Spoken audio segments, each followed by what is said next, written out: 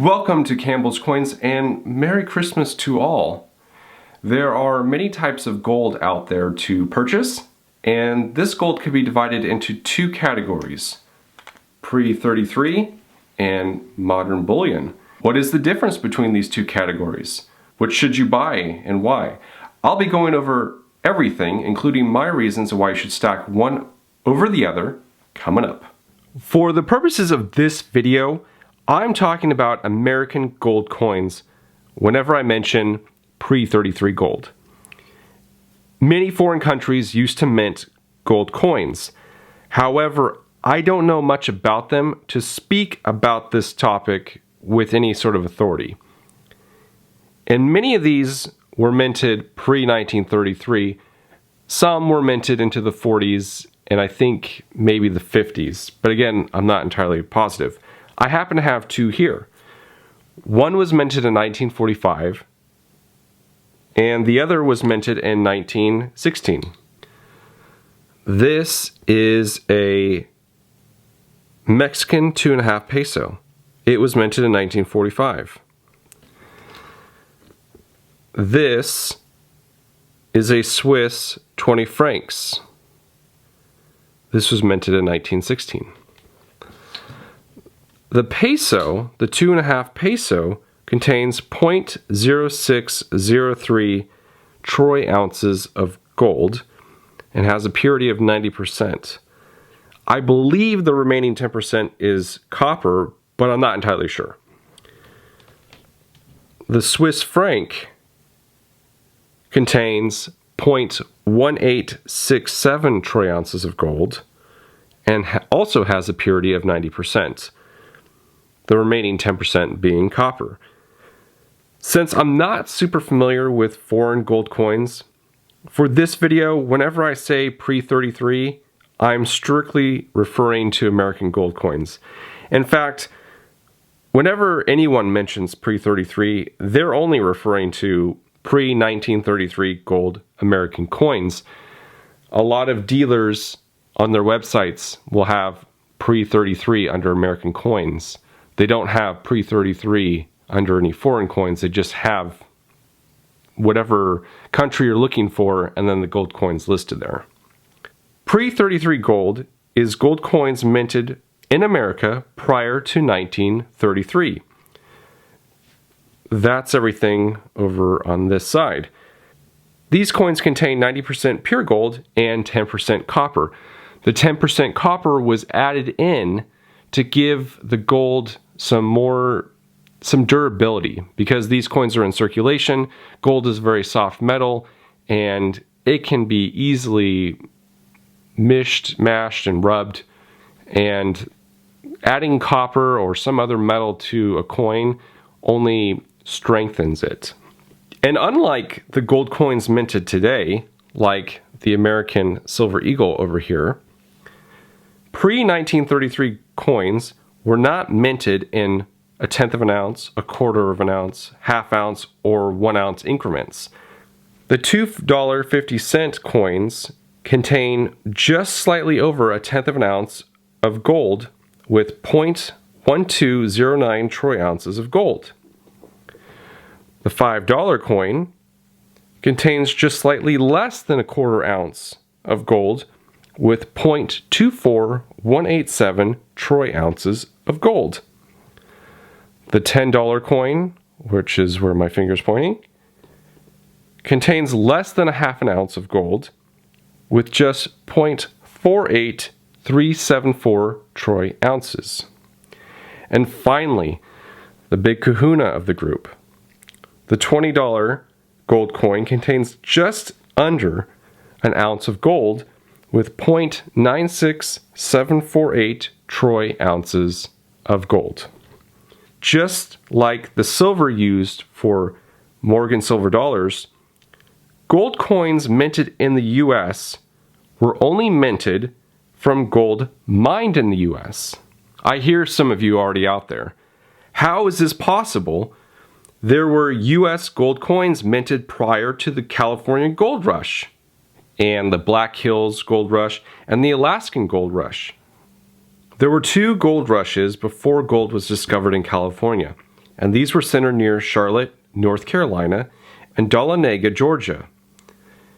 Incidentally, small mints were established in these cities for the gold mined. Modern gold bullion is gold coins and gold bars minted after 1933, and unlike pre-1933 coins, a lot of gold used for this bullion is imported. Why is there a date separation gold production in 1933 and for modern bullion gold? Well, in 1933, President Roosevelt signed Executive Order 6102, which made it illegal to own gold within the United States. The order was made under the authority of the Trading with the Enemy Act of 1917. The Trading with the Enemy Act of 1970 was signed during World War I and restricted any and all trade between the United States and its enemies in times of war. The reach of this act was later expanded to in times of peace as well. Are you noticing some big red flags here? The United States was essentially calling its own citizens, any who held gold, enemies of the state. There were very few exceptions to the gold ban. Gold numismatic coins and gold jewelry were allowed, but one had to prove that they were a coin dealer dealing with rare numismatic coins in order to be given an exemption. That would be these coins here. If you could prove that you were a coin dealer and you had a bunch of gold coins, you could hang on to your gold. Likewise with jewelry. If you had gold jewelry, nobody really looked twice at you for it. So there was a lot of women who had jewelry back then. You didn't have to prove that you were a dealer. You didn't have to prove anything. If you had gold jewelry, it was just accepted that that was okay. To give an extra you to the citizens of this country, the day after the deadline to turn in all gold bullion, the government raised the spot price of gold from $25 an ounce to $35 an ounce. That's right. After paying U.S. citizens $25 an ounce in paper money for their gold that the government decreed must be turned in, President Roosevelt raised the price of gold to $35 an ounce, effectively robbing people 29% of their wealth in just a single day. Some people say that gold spot rose due to demand across the world, but it's a little strange that it happened the day after the turn in your gold deadline. A lot of pre-1933 gold coins like this over on the right-hand side, were melted down into bars to pay off U.S. debts. In 1974, Gerald Ford repealed this order, once again allowing private ownership of gold coins, bars, and certificates. Now, before I move on, if this video is giving you any sort of value, please hit that like button and consider subscribing. Now let's get back to the show. Alright, let's fast forward to today. The price of gold per ounce is slightly north of $35, hovering around $1,478 an ounce. So what does this mean for you when it comes to purchasing either pre-33 gold coins or modern gold bullion today? I have found that pre-1933 coins have a slightly higher premium over modern gold bullion. Although, depending upon the demand and the condition, pre-33 premiums could be had for $10 to over thousands of dollars over melt. I have purchased pre-1933 coins for melt value, and a few of them have been below melt value. So it can be done, but I would say on average, the premium for most pre-33 gold is $20 to $100 an ounce over melt. If you're looking for cheap pre-33 coins, look into buying cleaned coins. These are often sold for around melt to maybe $20 above melt. So a lot of them can be fairly worn, but there are some deals out there where you can get a uncirculated clean coin. So it looks uncirculated, but it may have some cleaning lines to it. And because it has those cleaning lines, it just is undesirable by some. But the gold content is the same as one that's in a case like this. I also stick to common date coins when it comes to buying pre-33 because BU, which is brilliant uncirculated, versions can be found for really good prices. I'm also going to be doing a video on whether or not you should buy about uncirculated coins versus BU versions. Just in my recent experience, I bought 2 BU $20 Liberty Eagles. It's this coin right here. And I bought, and they were in BU shape. And I bought one that was in AU shape. And let me tell you, the AU shape looks very damn similar to the BU, and I paid less for it. I think most AUs for a common date can be $20 under what the BU version is. You know what, I really wouldn't bother getting a BU version because it's going to be pretty damn close in condition to an AU. And then you have to tack on 20 bucks to whatever you pay. So when it comes to buying pre-33 gold, I would stick to buying AU if you're looking to buy collector stuff. If you're buying raw pre-1933 gold coins, I would stick to buying AU or cleaned. If you're trying to buy collectors type coins, any sort of rare thing, then of course get it in a slabbed. But if you're going to go to like APMEX and buy a BU $20 Liberty, do not expect to be able to just send that into PCGS and it's going to get like a mint state 65. No, those companies have already gone through all of their gold coins, all of their silver coins, and they've searched for those and they have sent them in themselves to be graded in mint state 69, mint state 70, or if they found any really good condition pre-1933 gold, they're going to have that sent in for grading. Anything that's not worth grading, they keep raw and they sell it to you like that. And so for those common date coins, I would buy about uncirculated or cleaned just because I don't feel the premium to get their quote-unquote BU version is really worth it.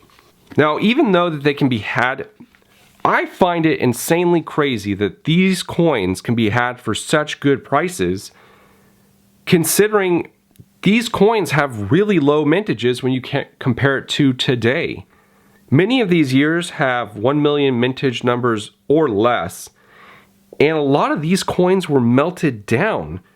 So even fewer survive today. I just happened to pick up a $10 Indian gold coin for my dad today, and I'm giving it to him for Christmas. And I didn't have it in this video, but here it is.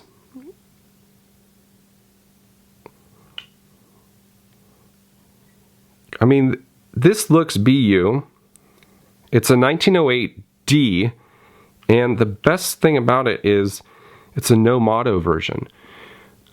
If you were to look on PCGS, they estimate that there's like, I think it's 3,200 survive in all grades for this year and from this mint with this motto gone.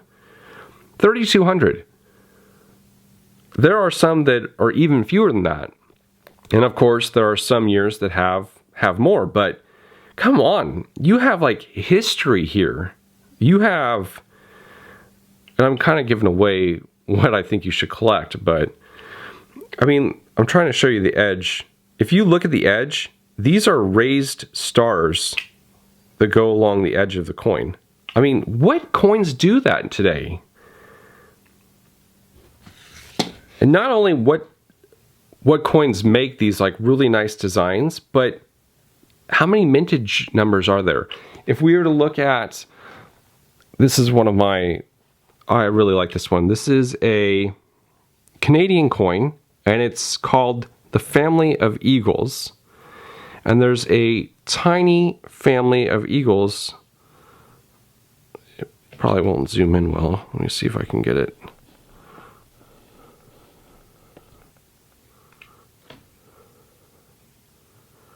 Nope, that's not working.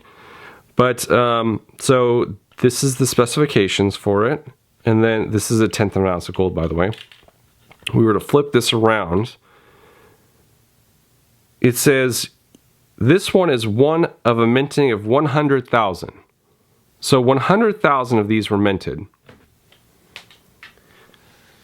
Yeah, that's pretty low compared to some other mintages, like say this American Silver Eagle. That has millions of mintages, and I'm sure there's like some other mints that have really high mintage numbers, but when you compare that to pre-33 gold, pre-33 gold is way under that mark. I think even common years, there's maybe 25,000 to 30,000 remaining.